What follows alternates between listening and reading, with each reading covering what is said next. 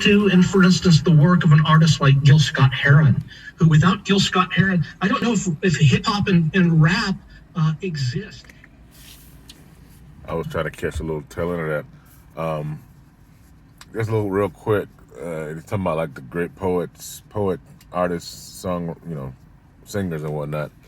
Talking about Marvin Gaye, what's going on, which I've been into for quite a while, and every now and then I dip back in, and he was just mentioning that, and every time I think about that album, I think about he was mentioning the Rolling Stones. Years ago they did the top 100 albums, and What's Going On was like number 6, and Sgt. Pepper was number 1, I think. And then like 2 years ago, or maybe last year, they went back and made Marvin Gaye's album, What's Going On, the number 1 album of all time. And and the guy saying, because of the relevance, it's so relevant now. I totally agree. And every time I hear it, I'm like, yeah, it is.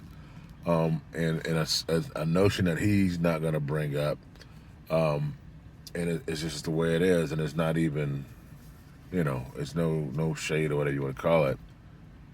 If the American story is not a black story, then it's not a story worth telling, and that's why What's Going On is the greater album, or greatest like American album, or whatever you want to say, because it's not just this tale about human nature and this and this and this, but it goes through all the way through the cipher that is Marvin Gaye, the profane and the sacred, the holy, whatever you want to call it, all that thing that he represents, transmuted and condensed down into this one album about this one time, and just the album art and everything. Again, the timing, the authenticity, the relevance.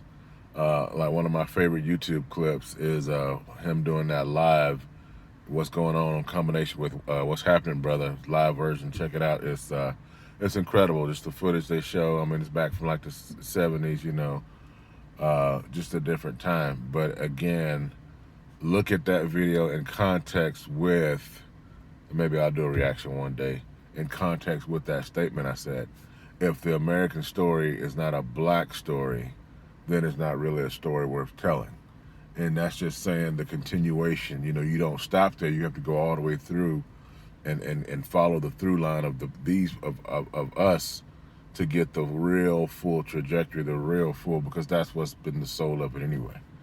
So it's just, that was on the radio, and that's a thought I've had plenty of times before, and I just wanted to go on and put it out there.